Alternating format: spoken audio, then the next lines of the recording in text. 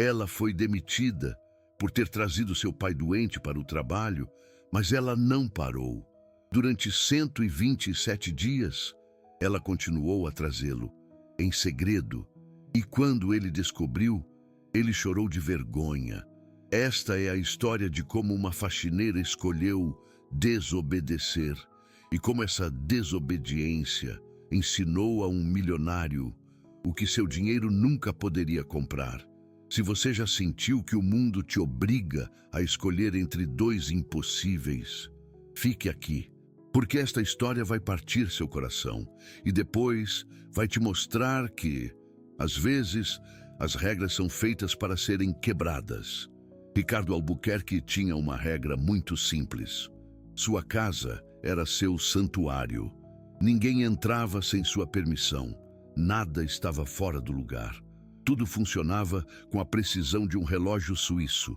Aos 52 anos, ele havia construído uma empresa de tecnologia avaliada em 500 milhões de reais. Controle absoluto, eficiência máxima, zero tolerância para o caos. Sua casa de 8 quartos nos Jardins era um reflexo perfeito de sua filosofia. Mármore italiano nos pisos, móveis minimalistas de designer, nem uma foto pessoal nas paredes. Parecia mais um hotel de luxo do que um lar. E era exatamente o que ele queria. Divorciado há 5 anos, sem filhos. Uma decisão consciente. Filhos requerem tempo. Tempo que ele não tinha. Tempo que sua empresa precisava. Vivia sozinho. Preferia assim, mas alguém tinha que manter essa perfeição. E para isso estava Ana Paula Souza. Ana Paula trabalhava para Ricardo durante 3 anos, 48 anos, rosto sereno, mãos que nunca tremiam. Não importava quão pesada fosse a tarefa. Chegava às 7 da manhã, saía às 7 da noite, 12 horas diárias, 6 dias por semana. Nunca chegava atrasada, nunca pedia folgas, nunca se queixava. Em 3 anos, Ricardo não sabia praticamente nada sobre ela. Não sabia se tinha filhos, não sabia onde morava exatamente.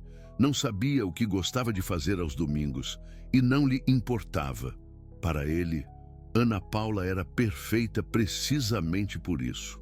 Era invisível, fazia seu trabalho impecavelmente e depois desaparecia. Não invadia seu espaço com dramas pessoais. Não lhe pedia favores. Não lhe contava problemas. Essa invisibilidade era exatamente o que Ricardo pagava. 12 mil reais por mês. Um salário justo para uma faxineira em São Paulo, nem generoso, nem mesquinho. Exatamente o que o mercado ditava. Mas o que Ricardo não sabia era que Ana Paula carregava um segredo que pesava mais que todos os pisos de mármore dessa casa. Seu pai estava morrendo, seu Joaquim Souza, 72 anos, esclerose múltipla, diagnosticada há 8 anos. Uma doença que ataca o sistema nervoso progressivamente, sem piedade, sem cura. Durante os primeiros 5 anos, seu Joaquim havia podido caminhar com bengala, ainda podia se vestir sozinho, ainda podia comer sem ajuda, mas os últimos 3 anos haviam sido uma queda brutal. Agora estava em cadeira de rodas. Suas mãos tremiam violentamente quando tentava segurar algo. Tinha dificuldade para falar. As palavras saíam lentas e arrastadas. Precisava de ajuda para ir ao banheiro, para se banhar, para comer. E Ana Paula era tudo o que ele tinha. Sua mãe havia morrido há 15 anos de câncer. Ana Paula era filha única. Não havia irmãos, não havia tios próximos, não havia ninguém mais. Só ela. Seu Joaquim havia sido mecânico de aviação durante 40 anos. Trabalhou no Aeroporto Internacional de Guarulhos, reparando motores de aviões comerciais. Mãos firmes que podiam ajustar peças de precisão microscópica. Mãos que nunca falhavam, até que a esclerose as tirou. Agora, essas mesmas mãos tremiam tanto que não podia nem segurar um copo de água sem derramá-lo. E cada vez que o tentava, Ana Paula via a vergonha em seus olhos, a humilhação, a dor de um homem orgulhoso, convertido em dependente. Seu Joaquim vivia em um pequeno apartamento na Vila Mariana, segundo andar, sem elevador, 50 metros quadrados. Ana Paula pagava o aluguel, R$ 4.500 por mês, mais 2.000 de medicamentos, mais 1.500 de comida especial, mais 1.000 de serviços. De seus R$ 12.000 de salário, lhe restavam 3.000 para ela. Havia tentado contratar um cuidador. O mais barato cobrava R$ 15.000 por mês, 3.000 a mais do que ela ganhava no total. Impossível. Então, Ana Paula fazia o único que podia. Trabalhava das 7 da manhã às 7 da noite na casa de Ricardo e depois corria para o apartamento de seu pai. Lhe dava o jantar, o banhava, lhe dava seus medicamentos, o deitava. Dormia 4 horas. Se levantava às 5 da manhã, preparava o café da manhã de seu Joaquim, o deixava com a vizinha da frente, Dona Maria, uma senhora de 70 anos que aceitava vigiá-lo durante o dia por R$ 2.000 ao mês. Um arranjo precário, frágil, que funcionava só porque ambas as mulheres estavam desesperadas. Dona Maria precisava do dinheiro. Ana Paula precisava que alguém vigiasse para que seu pai não caísse. E então, numa terça-feira de fevereiro, tudo desabou. Dona Maria adoeceu, pneumonia, hospitalizada. Não podia cuidar de seu Joaquim. Ana Paula ligou para 3 agências de cuidadores de emergência. Todas pediam mínimo R$ 5.000 por dia. Não tinha R$ 5.000. Então, tomou uma decisão que mudaria tudo. O trouxe para o trabalho. Era 14 de fevereiro, 6h40 da manhã. Ricardo ainda estava dormindo. Ana Paula entrou pela entrada de serviço, empurrando a cadeira de rodas de seu Joaquim. O instalou no quarto de serviço, uma habitação pequena de 3 por 4 metros, junto à cozinha. Uma cama de solteiro, um banheiro, uma janela que dava para o jardim. Lhe deu o café da manhã, lhe deu seus medicamentos, o deixou com uma manta, lhe disse que não fizesse ruído e então saiu para trabalhar, como se nada tivesse acontecido. Durante 6 horas, funcionou perfeitamente. Ana Paula limpava a casa. A cada 2 horas, ia ao quarto de serviço com a desculpa de procurar produtos de limpeza. Dava água a seu Joaquim. Lhe perguntava se precisava ir ao banheiro. Ricardo não suspeitou de nada. Até que, às 2h30 da tarde, seu Joaquim teve um ataque de tosse. Ricardo estava em seu escritório no 2º andar. Uma videoconferência com investidores de Singapura. Escutou a tosse. Uma tosse profunda, ronca, desesperada. Desligou a chamada, desceu as escadas. Seguiu o som até o quarto de serviço. Abriu a porta sem tocar e viu um ancião em cadeira de rodas, tossindo violentamente, com Ana Paula ajoelhada junto a ele, dando palmadas em suas costas. Ricardo ficou paralisado. Seu rosto passou da confusão à incredulidade e depois à fúria. Ana Paula se pôs de pé imediatamente. Não disse nada. Não havia nada a dizer. Ricardo falou com uma voz tão fria que parecia congelar o ar. Esta é minha casa, não um asilo. Quem é ele? Meu pai, senhor, perdão. A pessoa que cuidava dele ficou doente e ela não tinha com quem deixá-lo. Não me importa, Ana Paula. Escute bem. Esta é minha casa, meu espaço. Eu pago para que você limpe, não para que traga sua família. Entende? Sim, senhor Ricardo. Se voltar a trazê-lo, está demitida. Ficou claro? Ana Paula abaixou o olhar. Concordou com a cabeça. Quero que vá embora agora. Leve-o. E amanhã volte sozinha. Ou não volte. Ana Paula empacotou as coisas do seu Joaquim em silêncio, colocou seu casaco, empurrou sua cadeira de rodas em direção à saída de serviço. Seu Joaquim olhou para trás, viu Ricardo de pé na porta do quarto de serviço, braços cruzados, rosto de pedra, e com sua voz trêmula, arrastando as palavras com dificuldade. Seu Joaquim disse algo que Ricardo jamais esqueceria: perdão por existir. A porta se fechou. Ricardo ficou sozinho em sua casa impecável. Tudo estava em ordem novamente. Silêncio absoluto. Controle restaurado. Exatamente como ele gostava. Mas por alguma razão, aquelas 4 palavras continuavam ressoando em sua cabeça. Perdão por existir. Ana Paula voltou no dia seguinte, sozinha. Chegou às 7 em ponto. Trabalhou em silêncio. Não mencionou o ocorrido. Ricardo também não. Durante 3 dias, tudo voltou ao normal. Mas no 4º dia, algo mudou. Ricardo notou que Ana Paula parecia mais cansada. Olheiras mais profundas, movimentos mais lentos.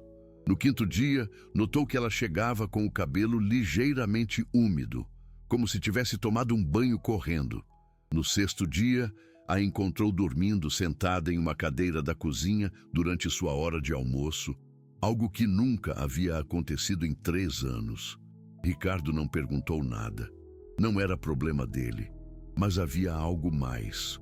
Toda manhã, quando Ricardo se levantava às 7, Ana Paula já estava trabalhando.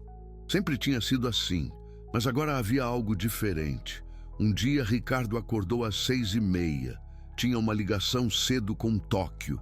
Desceu à cozinha para preparar um café e ouviu um som estranho, um golpe suave, como se alguém fechasse uma porta com extremo cuidado. Vinha do lado da entrada de serviço. Ricardo caminhou até lá, olhou pela janela que dava ao estacionamento traseiro e viu Ana Paula entrando pela porta de serviço. Às 6h30 da manhã, meia hora antes do seu horário. Ricardo franziu a testa. Por que ela chegava tão cedo? Não disse nada. Voltou ao seu escritório, mas algo em seu cérebro, algo pequeno e insistente, lhe dizia que algo não estava certo. Durante as semanas seguintes, Ricardo começou a notar mais coisas estranhas. Comida desaparecia da geladeira. Não muita. Pequenas porções, uma banana, 2 fatias de pão, um iogurte. Quando perguntava, Ana Paula dizia que estava com mais fome ultimamente. Ricardo aceitou. Mas então notou outra coisa. A porta do quarto de serviço estava sempre trancada durante o dia. Em 3 anos, nunca havia estado trancada. Quando Ricardo perguntou por quê, Ana Paula disse que estava guardando produtos de limpeza novos e não queria que se confundissem. Ricardo aceitou, mas havia algo mais. Um dia, Ricardo desceu à cozinha às 6 da manhã para uma ligação urgente. Passou em frente ao quarto de serviço e ouviu algo, uma voz, baixa, apenas audível, mas definitivamente uma voz. Ricardo parou, colou o ouvido na porta. Calma, pai, já está quase na hora. Só mais um pouquinho de água. O coração de Ricardo parou. Colou a orelha com mais força. Escutou um gemido, o som de alguém tossindo suavemente, o rangido de uma cadeira de rodas. E então ele entendeu. Ana Paula não havia obedecido. Havia continuado trazendo seu pai. Em segredo, durante semanas, Ricardo se afastou da porta lentamente, subiu ao seu escritório, fechou a porta, sentou-se em frente à sua mesa e uma fúria fria começou a crescer em seu peito. Ela o havia desobedecido, diretamente, intencionalmente. Durante semanas, talvez meses, aquela mulher estava trazendo seu pai à sua casa sem sua permissão, escondendo-o, mentindo na sua cara. Ricardo abriu seu laptop, revisou as gravações das câmeras de segurança do estacionamento traseiro e o que viu o deixou sem palavras. 127 dias, 127 manhãs. Ana Paula chegava às 5h30, não às 7, às 5h30, empurrando a cadeira de rodas de seu pai. Entrava pela porta de serviço, desaparecia dentro da casa e às 7, quando Ricardo acordava, Ela já estava trabalhando como se nada tivesse acontecido. 127 dias, quase 4 meses, mentindo, desobedecendo, zombando dele em sua própria casa. Ricardo sentiu sua mandíbula se apertar, suas mãos se fecharem em punhos. Iria demiti-la, hoje mesmo, mas uma parte dele, uma parte pequena que quase não reconhecia, lhe fez uma pergunta incômoda. Se ela esteve fazendo isso durante 127 dias, trazendo seu pai às 5:30 da manhã, cuidando dele em segredo, e ainda assim sua casa esteve impecável cada um desses dias. Cada comida preparada perfeitamente, cada piso brilhando como um espelho, cada detalhe exatamente como você gosta. O que isso diz sobre ela? Ricardo sacudiu a cabeça. Não importava. Ela havia desobedecido, havia mentido. As regras eram as regras, e ele iria confrontá-la hoje. Mas algo o deteve. Em vez de descer imediatamente, Ricardo esperou, observou. Durante 2 dias mais, vigiou em silêncio. E o que viu começou a mudar algo dentro dele. Algo que não esperava. Algo que o incomodaria profundamente. Porque Ana Paula Souza não era apenas uma faxineira que desobedecia ordens. Era alguém que havia encontrado uma maneira de fazer o impossível. E Ricardo estava prestes a descobrir o preço que ela havia pago por esses 127 dias. Se esta história te está incomodando, bom, porque o que vem é pior. Porque Ricardo vai descobrir algo que o vai destroçar. E vai dar-se conta que durante 127 dias, ele foi o vilão desta história, sem o saber. Durante os seguintes 2 dias, Ricardo fez algo que nunca havia feito em 3 anos. Observou. Realmente observou. Não a sua casa. Não se os pisos estavam limpos ou se sua camisa estava planchada. Observou Ana Paula. No primeiro dia, acordou às 5:15 da manhã. Pôs um alarme silencioso, vestiu-se na escuridão, desceu as escadas sem fazer ruído, escondeu-se na sala, atrás das cortinas que davam para o estacionamento traseiro e esperou. Às 5:32 da manhã, um táxi velho parou em frente à entrada de serviço. Ana Paula desceu primeiro, abriu a porta traseira, tirou a cadeira de rodas dobrada, desdobrou-a com movimentos rápidos e precisos que falavam de meses de prática. Depois, ajudou seu Joaquim a sair do táxi. O idoso se movia com uma lentidão dolorosa. Suas pernas mal respondiam. Ana Paula o amparava, com uma mão sob o braço e a outra nas costas. Ela o acomodou na cadeira de rodas com uma ternura que fez algo se revirar desconfortavelmente no peito de Ricardo. Ela pagou o taxista, esperou que ele fosse embora e então empurrou a cadeira em direção à entrada de serviço, abriu a porta com uma chave. Entrou, fechou a porta, sem fazer ruído algum. Ricardo olhou para o relógio. 5:38 da manhã. Ele não se moveu do seu esconderijo. Esperou 15 minutos. Depois, caminhou sorrateiramente até o quarto de serviço. A porta estava fechada, mas não trancada. Havia uma pequena fresta. Ricardo se odiou pelo que estava fazendo, mas ele não conseguia parar. Espiou pela fresta, e o que viu o deixou imóvel. Ana Paula estava ajoelhada em frente a seu Joaquim. Tinha um prato de mingau de aveia em uma mão, uma colher na outra. Ela o alimentava lentamente, esperando pacientemente cada vez que o idoso tinha dificuldade para engolir. Mas não era só isso. Enquanto o alimentava, Ana Paula falava com ele. Hoje é terça-feira, papai, 28 de maio. Está um sol lindo lá fora. Vejo que o senhor dormiu bem, está com uma carinha melhor. Lembra que hoje tem que tomar o comprimido azul às 8? Já está aqui prontinho. Olha, trouxe o jornal. Depois que comer, vou ler a sessão de esportes para o senhor. Sei que o senhor gosta. Seu Joaquim não respondia. Apenas olhava para a filha com olhos úmidos. Ana Paula terminou de lhe dar o café da manhã. Limpou sua boca com um guardanapo.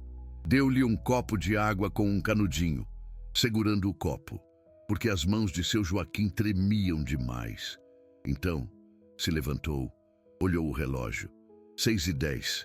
Preciso começar a trabalhar logo. O senhor vai ficar bem aqui, não vai? Tenho o monitor de bebê aqui. Se precisar de alguma coisa, é só falar meu nome que eu venho. Ninguém mais me pergunta por que eu tenho esse monitor. Acham que é para escutar se tem algum problema na casa. Ana Paula tirou um monitor de bebê da bolsa. Colocou-o na mesinha ao lado de seu Joaquim. O outro monitor guardou no avental. Ricardo não sabia o que sentir. Aquela mulher tinha transformado o quarto de serviço em um quarto de cuidados. Tinha trazido um monitor de bebê para vigiar o pai enquanto trabalhava. Tinha memorizado os horários dos remédios. Falava com ele como se ele pudesse entender tudo, com respeito, com dignidade, tudo, enquanto o mantinha escondido na casa de Ricardo.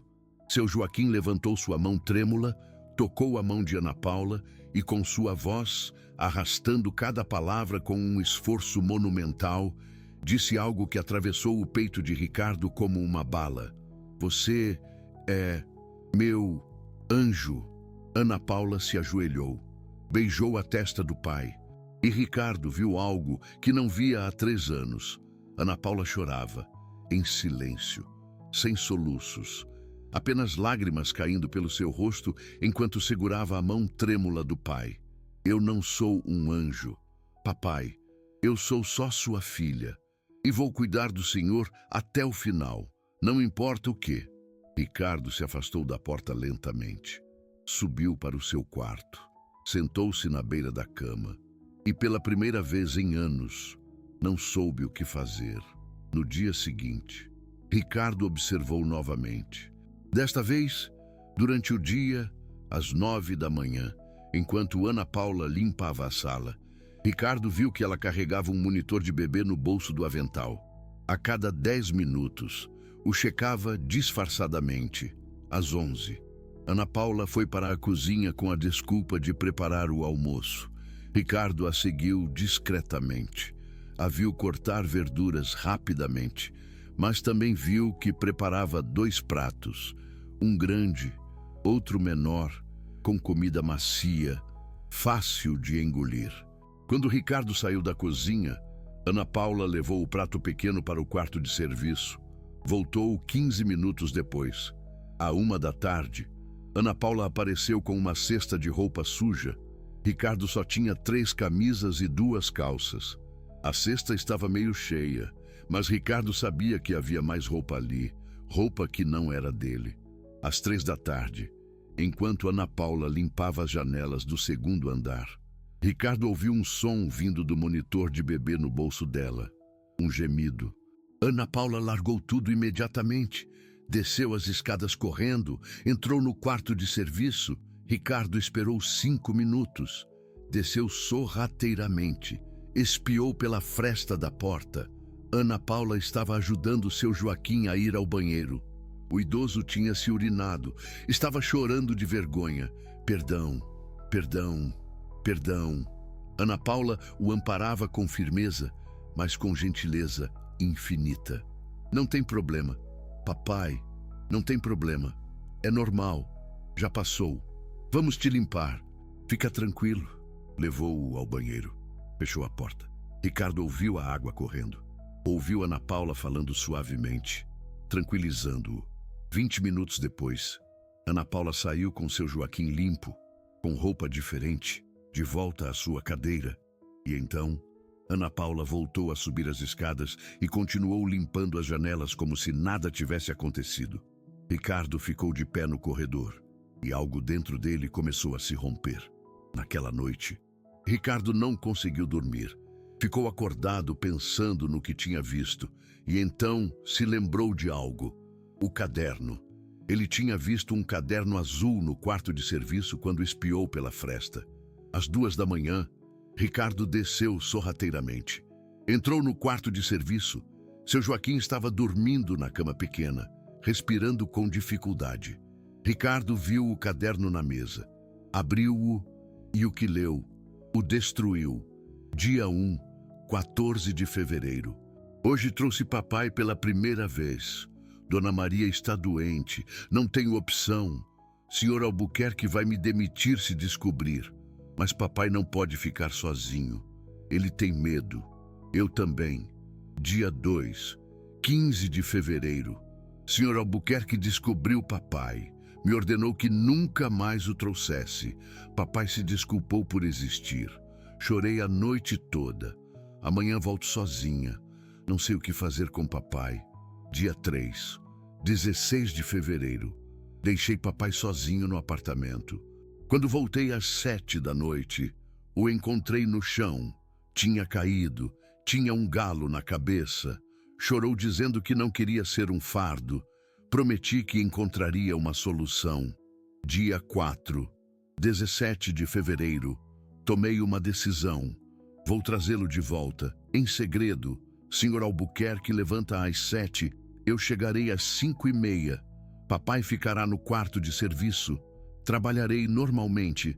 Ninguém precisa saber. É a única forma. Dia 5, 18 de fevereiro. Funcionou. Cheguei às 5:30. Instalei papai. Às 7 comecei a trabalhar. Senhor Albuquerque não suspeitou de nada. Papai se comportou muito bem. Não fez barulho. Disse a ele que isso é temporário. Menti. Ricardo passou as páginas rapidamente. Cada dia, Ana Paula tinha escrito uma entrada. 127 dias de entradas. Dia 23, 8 de março. Papai teve um ataque de tosse. Pensei que Senhor Albuquerque o escutaria. Minhas mãos tremiam. Mas ele estava em uma videoconferência com fones de ouvido. Não escutou. Dia 45, 30 de março. Estou dormindo 3 horas por noite. Levanto às 4 da manhã para preparar papai. Chegamos aqui às 5:30. Trabalho até às 7 da noite. Levo o papai de volta. Dou um banho nele. Dou a janta. Me deito à 1 da manhã. Não sei quanto tempo consigo aguentar isso. Dia 67, 21 de abril. Adormeci limpando a cozinha hoje. Ricardo me acordou. Me perguntou se eu estava bem. Eu disse que sim. Menti. Estou esgotada, mas não posso parar. Papai precisa de mim. Dia 89, 13 de maio. Papai quase me chamou quando Ricardo estava perto. Tapei a boca dele suavemente. Implorei para ele não fazer barulho. Ele chorou. Eu também. Isso não pode continuar assim. Mas não tenho outra opção. Dia 103, 27 de maio. Comprei um monitor de bebê. Agora posso escutar se papai precisa de mim enquanto trabalho. Falei para Ricardo que é para escutar se tem barulhos estranhos na casa. Ele acreditou. Dia 127, 20 de junho. Hoje Ricardo desceu mais cedo. Escutou minha voz na área de serviço. Acho que ele suspeita. Não sei o que fazer. Se ele me demitir, não sei como pagarei o aluguel de papai. Não sei como pagarei os remédios dele. Por favor, Deus, me ajude. Ricardo fechou o caderno. Suas mãos tremiam. Voltou para o quarto. Sentou na cama e cobriu o rosto com as mãos. 127 dias. 127 dias que aquela mulher tinha vivido com o terror de ser descoberta. 127 dias que tinha dormido 3 horas por noite. 127 dias que tinha cuidado do pai morrendo em segredo, enquanto mantinha a casa de Ricardo absolutamente impecável. E ele tinha estado a ponto de demiti-la. Ele a tinha ameaçado. Ele tinha feito um senhor idoso, morrendo, se desculpar por existir. Ricardo não chorou. Homens como ele não choravam. Homens como ele controlavam suas emoções com precisão cirúrgica. Mas naquela noite, algo dentro de Ricardo Albuquerque se quebrou. E pela primeira vez em décadas, não conseguiu controlar nada. No dia seguinte, Ricardo fez algo mais. Em vez de confrontar Ana Paula, decidiu observar mais uma vez. Precisava entender algo que não fazia sentido para ele. Como era possível que alguém trabalhasse perfeitamente sob tanta pressão? Às 5:30 da manhã, Ricardo já estava acordado. Observou da janela quando Ana Paula chegou com seu Joaquim. A rotina de sempre, rápida, eficiente, silenciosa. Mas dessa vez, Ricardo continuou observando de diferentes ângulos durante todo o dia e começou a notar detalhes que o destroçavam. Às 7h15, Ana Paula estava limpando a sala de jantar. Ricardo viu que as mãos dela tremiam levemente pelo cansaço, mas seguia trabalhando. Às 9, enquanto passava pano no chão, Ana Paula parou por um segundo, fechou os olhos, respirou fundo e então continuou. Às 11, Ricardo a viu preparando o almoço. Cortava os legumes mecanicamente, com movimentos que gritavam exaustão absoluta. Mas cada corte era perfeito. Às 2 da tarde, enquanto dobrava a roupa, Ana Paula se sentou em uma cadeira por 30 segundos. Apenas 30 segundos. Depois se levantou e continuou. Ricardo nunca tinha reparado nessas pausas antes, porque duravam tão pouco que eram invisíveis. Mas agora que observava de verdade, via todas. E cada uma era como uma punhalada no peito. Às 4 da tarde, Ricardo decidiu fazer algo que nunca tinha feito. Falou com Ana Paula, não para demiti-la, apenas para conversar. Ana Paula, pode vir um momento?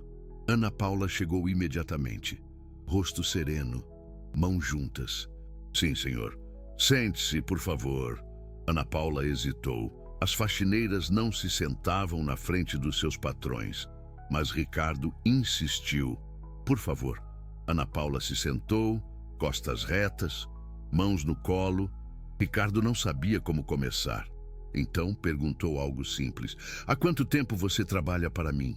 3 anos e 4 meses, senhor. E nesse tempo todo, você alguma vez se atrasou? Não, senhor. Alguma vez pediu uma folga? Só no dia de finados do ano passado, senhor. Para visitar o túmulo da minha mãe? Ricardo assentiu lentamente. Por que você trabalha tão duro, Ana Paula? Ana Paula olhou para ele. E pela primeira vez em 3 anos, Ricardo viu algo nos olhos dela. Cansaço, dor, desespero, mas também determinação. Porque é meu trabalho, senhor. E por quê? Porque preciso do dinheiro. Para quê? Ana Paula abaixou o olhar. Para cuidar do meu pai. Ricardo sentiu a garganta apertar. Seu pai? Aquele que trouxe aqui há alguns meses? Sim, senhor. Peço desculpas novamente por isso. Não vai acontecer de novo. Ana Paula mentiu ao dizer aquilo. E ambos sabiam. Mas Ricardo não disse nada. O que seu pai tem? Esclerose múltipla, senhor. Ele está em cadeira de rodas. Precisa de cuidados constantes. E não tem mais ninguém que possa cuidar dele. Ana Paula balançou a cabeça. Minha mãe morreu há 15 anos. Sou filha única. Só estamos eu e ele. E um cuidador profissional. Ana Paula sorriu. Mas não era um sorriso feliz. Era um sorriso quebrado. Custa R$3.000 por mês, senhor. Eu ganho 2.500. Ricardo sentiu como se tivesse levado um soco no estômago. Entendo. Pode voltar ao seu trabalho. Ana Paula se levantou, fez uma pequena reverência, saiu da sala e Ricardo ficou sozinho com uma pergunta que não podia ignorar. O que eu faria se estivesse no lugar dela? Se você tivesse que escolher entre seu trabalho e cuidar da única pessoa que ama no mundo, o que você faria? E não venha com respostas fáceis.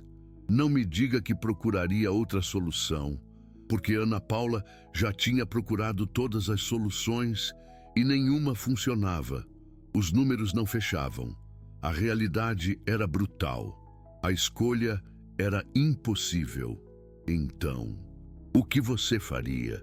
Obedeceria uma ordem que significa condenar seu pai a morrer sozinho ou desobedeceria e arriscaria tudo? Não minta, porque no fundo, você já sabe a resposta. Faria exatamente o que Ana Paula fez. Naquela tarde, Ricardo fez algo que nunca pensou que faria. Foi à área de serviço às 6 da tarde, quando Ana Paula estava se preparando para levar seu Joaquim de volta. Bateu na porta. Esperou. Ana Paula abriu. Seu rosto empalideceu. Senhor, Posso entrar? Não era uma pergunta. Ana Paula se fez de lado. Ricardo entrou. Viu seu Joaquim na cadeira de rodas, com uma manta sobre as pernas. Uma manta tricotada à mão, azul e branca, com o nome Joaquim bordado em um canto. Ricardo olhou para a manta, depois olhou para a Ana Paula. Quem fez isso? Ana Paula hesitou. Eu, senhor. Às noites, depois de deitar meu pai, não consigo dormir muito de qualquer forma. Então, trico. Ricardo sentiu algo se quebrar no peito. Quanto tempo levou? 3 meses, senhor. Ricardo se ajoelhou na frente de seu Joaquim. O senhor idoso o olhou com olhos assustados. Seu Joaquim, meu nome é Ricardo. Esta é minha casa. E preciso pedir desculpas. Seu Joaquim piscou, confuso. Por quê? Por fazê-lo sentir que tinha que se desculpar por existir. Ninguém deveria sentir isso. E eu estava errado. Ricardo se levantou. Olhou para Ana Paula. Amanhã, você não precisa trazê-lo escondido. Ana Paula ficou imóvel. Não podia acreditar no que estava ouvindo. Senhor, amanhã, traga seu pai, mas não o esconda. Chega de segredos. Mas o senhor disse, eu sei o que eu disse, e eu estava errado. Ricardo saiu da edícula, e atrás dele, ouviu algo que o faria passar a noite em claro. Ana Paula, chorando. Pela primeira vez em 127 dias, chorando de alívio. Mas o que Ricardo não sabia era que a história estava longe de terminar. Porque no dia seguinte, quando Ana Paula chegou com seu Joaquim às 7 da manhã, em vez de 5:30, Ricardo iria descobrir algo que mudaria tudo. Algo que o envergonharia de uma forma que não acreditava possível. Algo que o faria chorar pela primeira vez em 20 anos. No dia seguinte, Ricardo acordou às 6:30, desceu as escadas, preparou café e esperou. Às 7 em ponto, ouviu a porta da edícula se abrir. Ana Paula entrou, empurrando a cadeira de rodas de seu Joaquim. Mas desta vez, não se escondeu. Desta vez, caminhou diretamente para a cozinha, onde Ricardo estava. Ana Paula parou na entrada. Empalideceu ao vê-lo ali. Bom dia, senhor. Bom dia, Ana Paula, seu Joaquim. Ricardo se levantou, caminhou até seu Joaquim, ajoelhou-se à frente dele. Seu Joaquim, esta casa tem 8 quartos, 7 estão vazios. Gostaria que um deles fosse seu. Ana Paula deixou escapar um soluço. Seu Joaquim olhou para Ricardo com lágrimas nos olhos. Ricardo continuou. O senhor não precisa mais ficar na edícula, não precisa mais se esconder, não precisa mais se desculpar por existir. Esta também é a sua casa. Ana Paula se ajoelhou, abraçou o pai.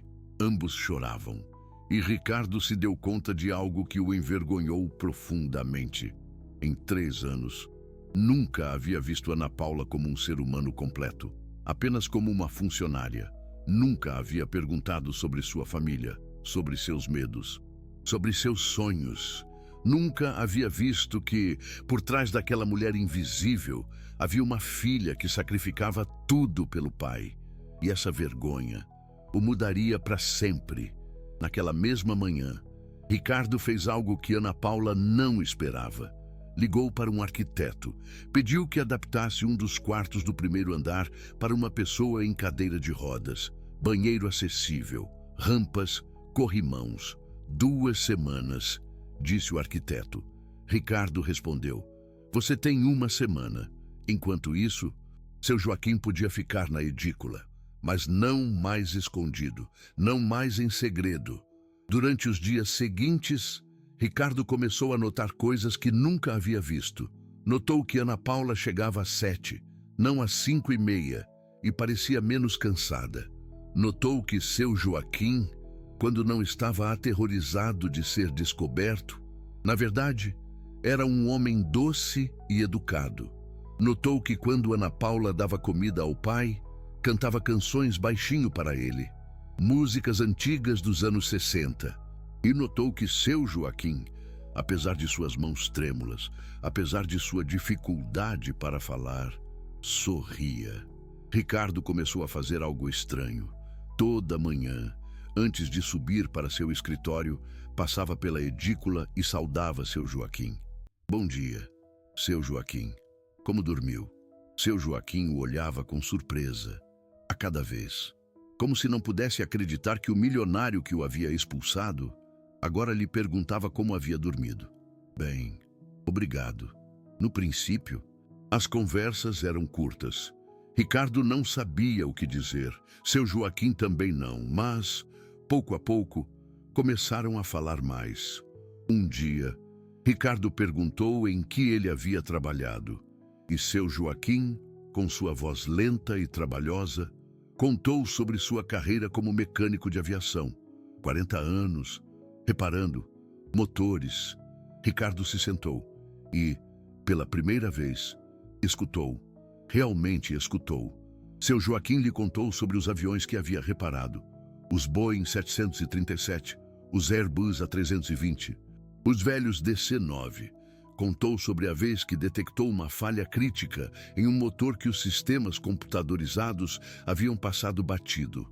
Salvou 200 vidas naquele dia.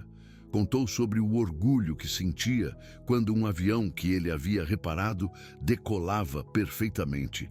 E enquanto falava, seus olhos brilhavam, como se, por um momento, a esclerose desaparecesse e ele voltasse a ser o mecânico de mãos firmes que havia sido.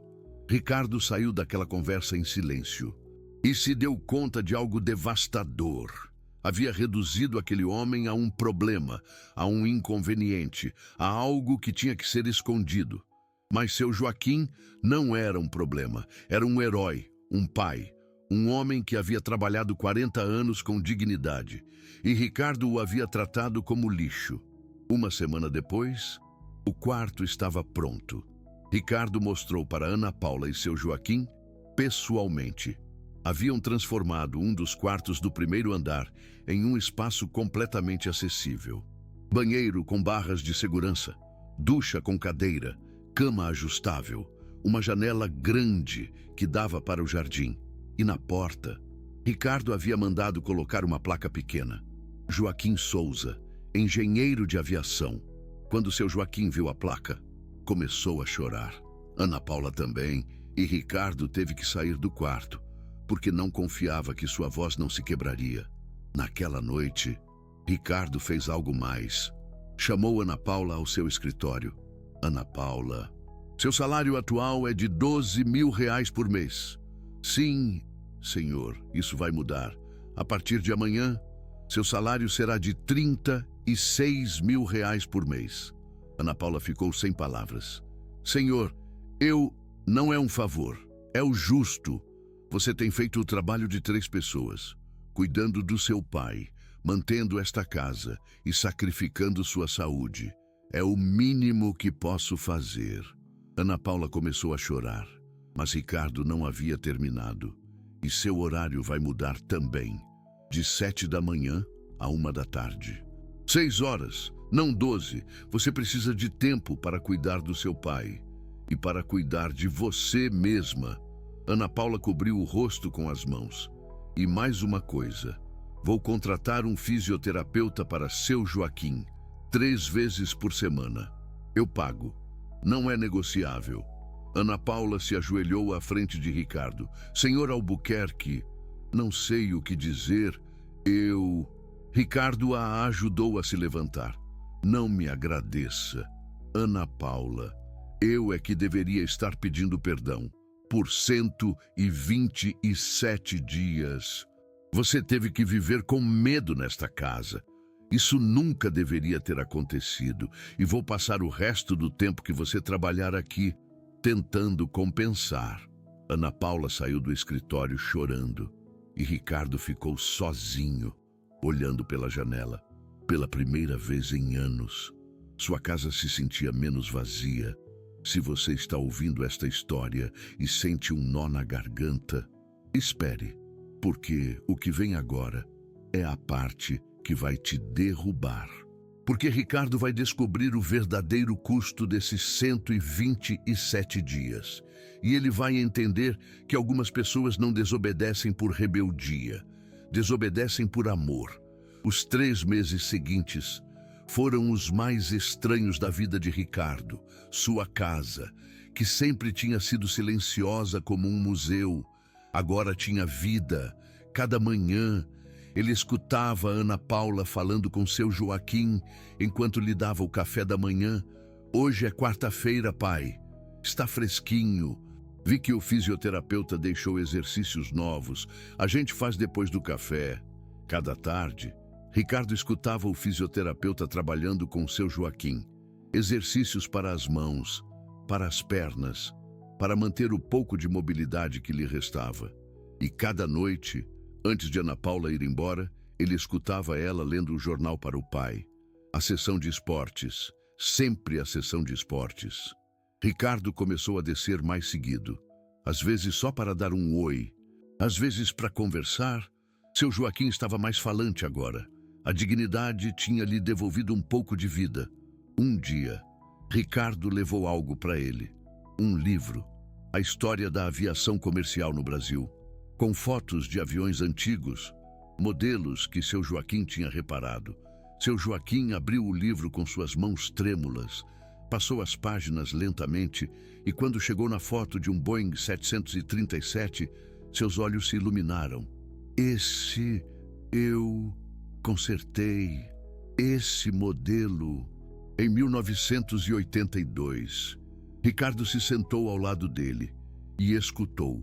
Seu Joaquim lhe contou histórias de sua vida, de sua esposa que havia falecido, de como conheceu a mãe de Ana Paula em uma festa junina no aeroporto, de como Ana Paula tinha nascido prematura e ele tinha rezado a noite inteira na sala de espera do hospital, de como, quando Ana Paula fez 15 anos, ele lhe deu um voo de presente, a primeira vez que ela subia em um avião de passageiros.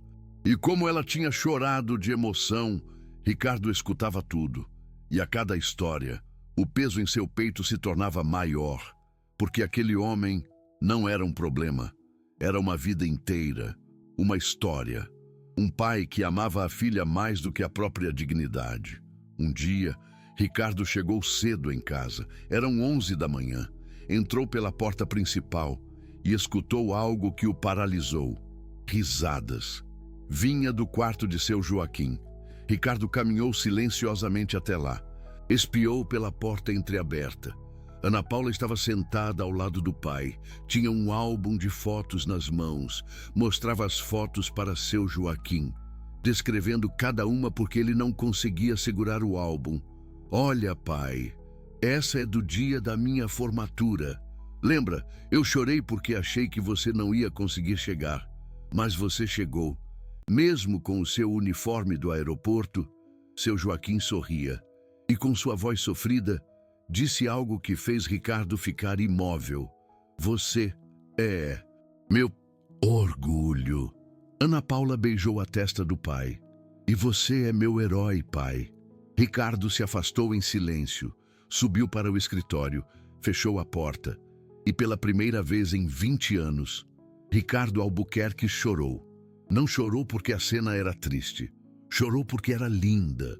Chorou porque, durante 127 dias, aquela beleza tinha existido em sua casa em segredo, em um quarto de empregada, escondida, apavorada de ser descoberta.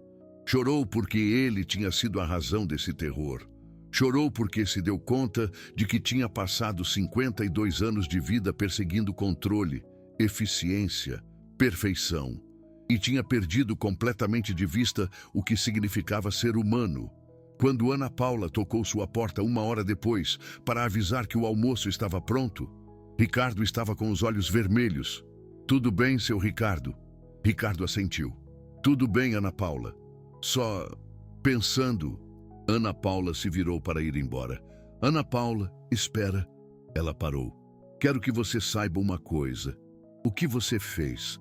Trazer seu pai para cá durante 127 dias, cuidar dele em segredo, trabalhar perfeitamente apesar de tudo.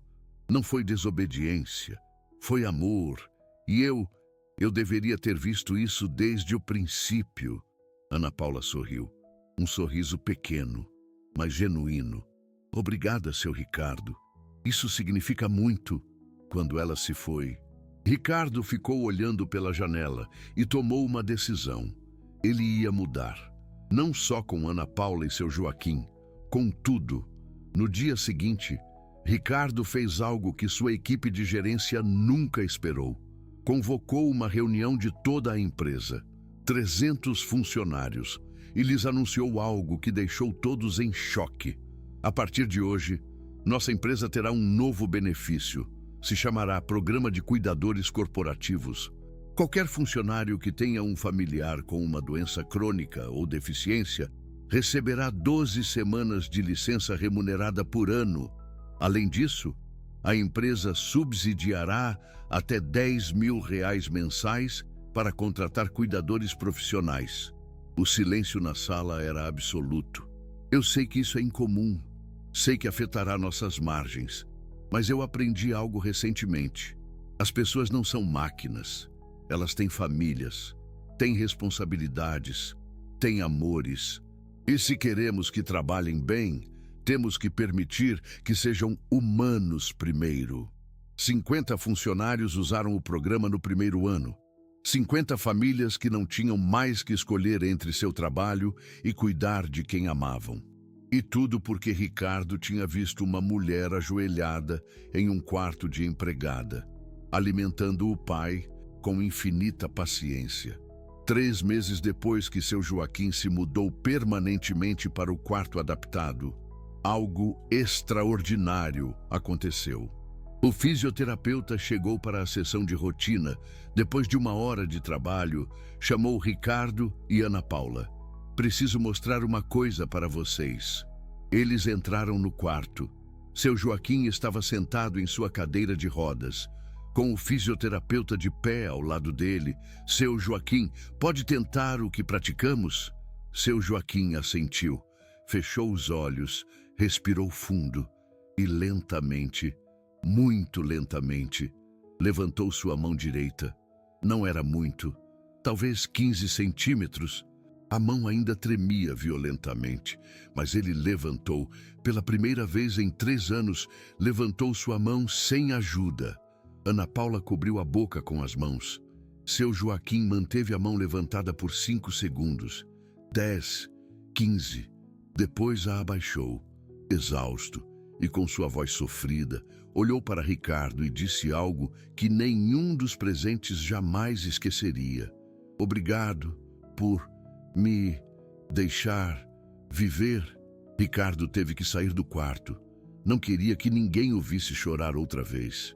Naquela noite, Ricardo se sentou em seu escritório, abriu seu laptop e escreveu algo em seu diário pessoal, algo que nunca tinha escrito antes. Durante 52 anos, persegui controle, construí um império, ganhei milhões, tive tudo o que o mundo diz que você deve ter para ser bem-sucedido. Mas eu estava vivendo em uma tumba cara, uma casa sem vida, um coração sem propósito. Ana Paula Souza, uma faxineira que ganha uma fração do que eu ganho. Me ensinou mais sobre humanidade em 127 dias do que aprendi em toda a minha vida.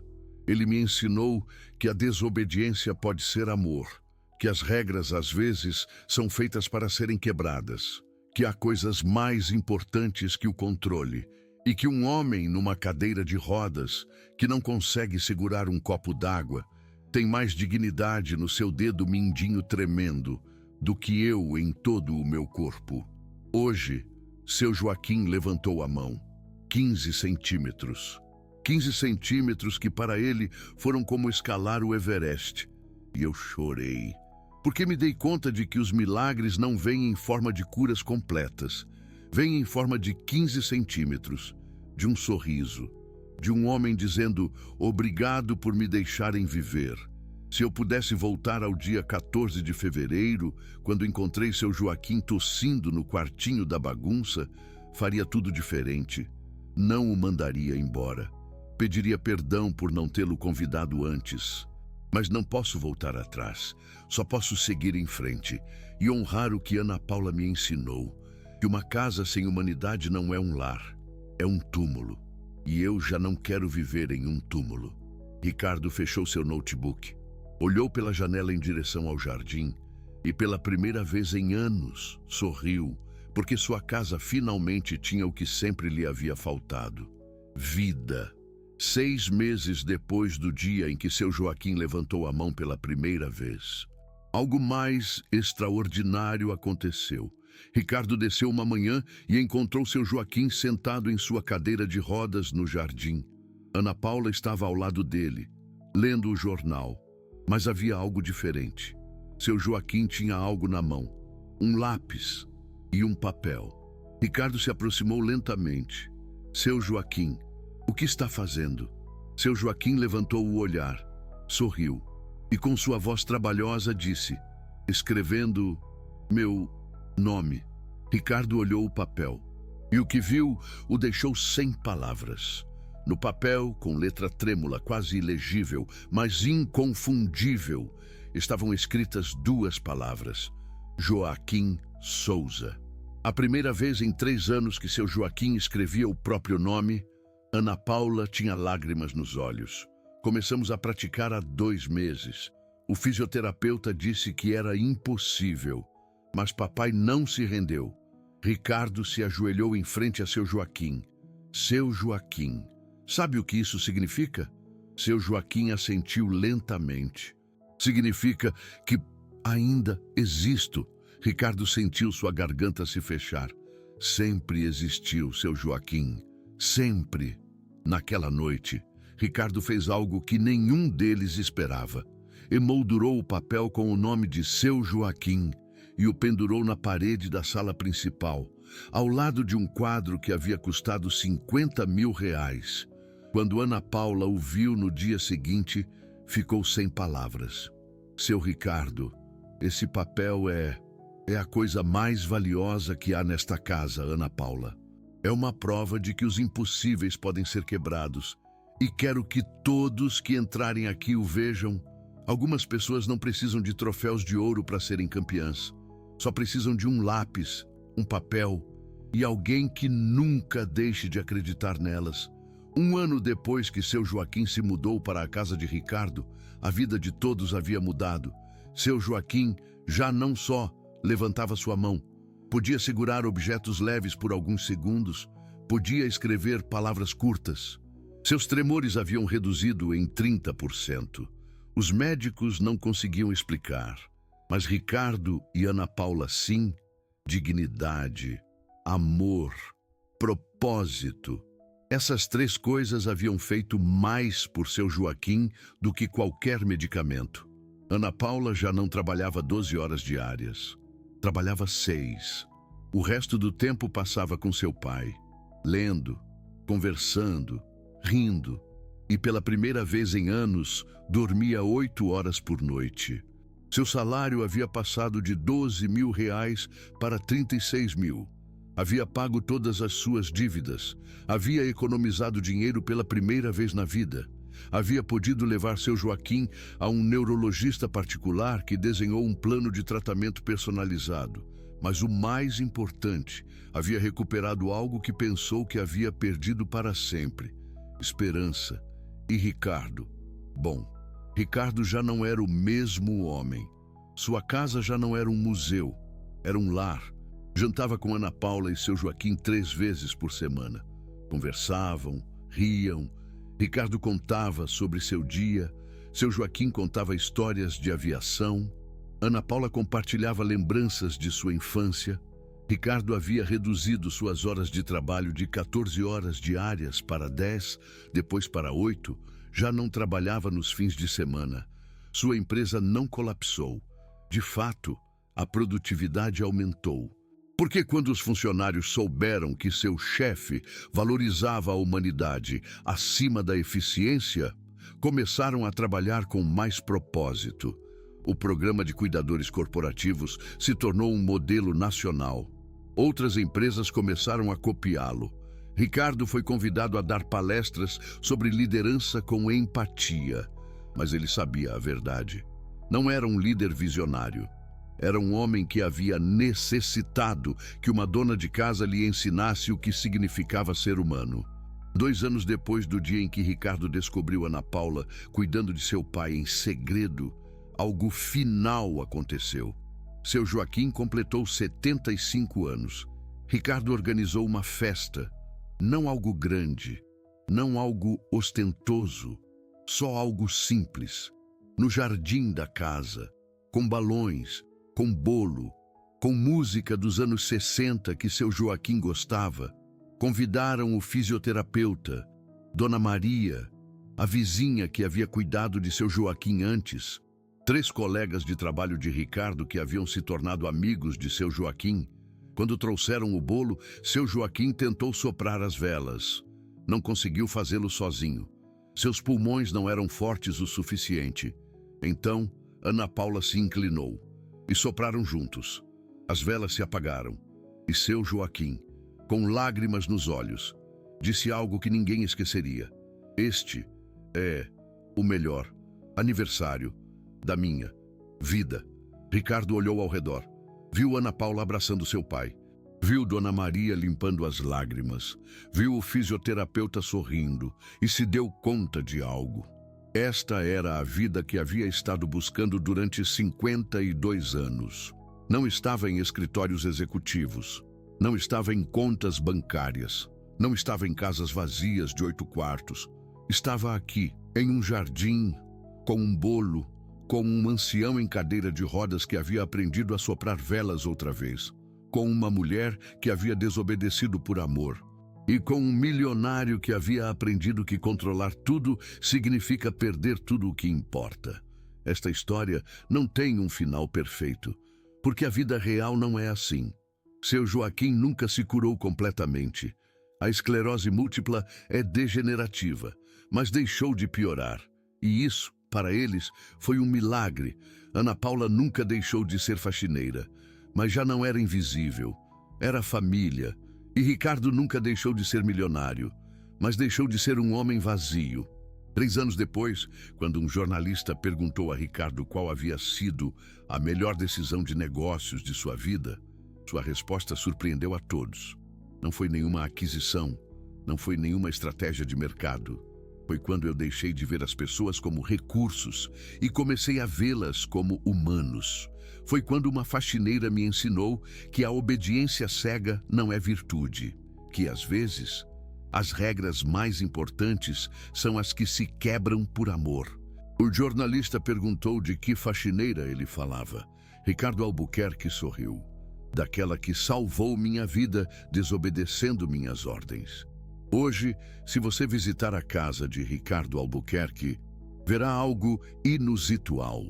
Na parede principal da sala, junto a obras de arte que custam mais que um carro importado, há um papel emoldurado. Nesse papel, com letra trêmula, quase ilegível, estão escritas 2 palavras: Seu Joaquim Souza. E embaixo uma placa pequena que diz: prova de que os impossíveis são só convites a desobedecer o que o mundo diz que não se pode fazer. Se essa história tocou o seu coração, bem, porque há milhares de Anas Paulas no mundo agora mesmo. Pessoas que têm que escolher entre o seu trabalho e cuidar de quem amam. Pessoas que dormem 3 horas por noite.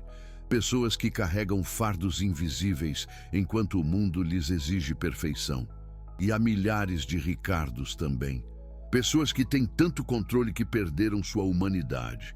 Pessoas que vivem em casas vazias. Pessoas que confundem sucesso com vida.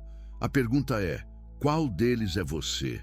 E mais importante, o que você vai fazer a respeito? Você tem 2 opções agora. Pode esquecer esta história, seguir com o seu dia, pretender que não te afetou, ou pode lembrar que pequenos gestos salvam vidas, que perguntar como você está pode mudar tudo, que por trás de cada pessoa invisível há uma história que merece ser vista. Ricardo Albuquerque era um milionário que tinha tudo e nada. Ana Paula Souza era uma faxineira que não tinha nada e tudo.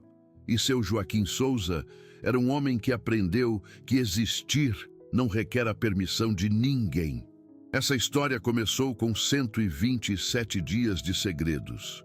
E terminou com uma verdade que ninguém pode esconder: que o amor não obedece, que a humanidade não se negocia e que, às vezes, os heróis usam uniformes de faxineira ou jalecos de médico. Qual história da sua própria vida você nunca contou porque acredita que ninguém a valorizaria? Qual regra você já quebrou por amor? Qual pessoa invisível na sua vida merece ser vista? Não responda agora, só pense nisso. Porque talvez, só talvez, você também tenha 127 dias de algo esperando para ser liberado. E talvez, só talvez, alguém esteja esperando que você seja o Ricardo dela, ou a Ana Paula, ou o seu Joaquim que se recusa a deixar de existir. Essa história terminou, mas a sua continua. O que você vai fazer com ela?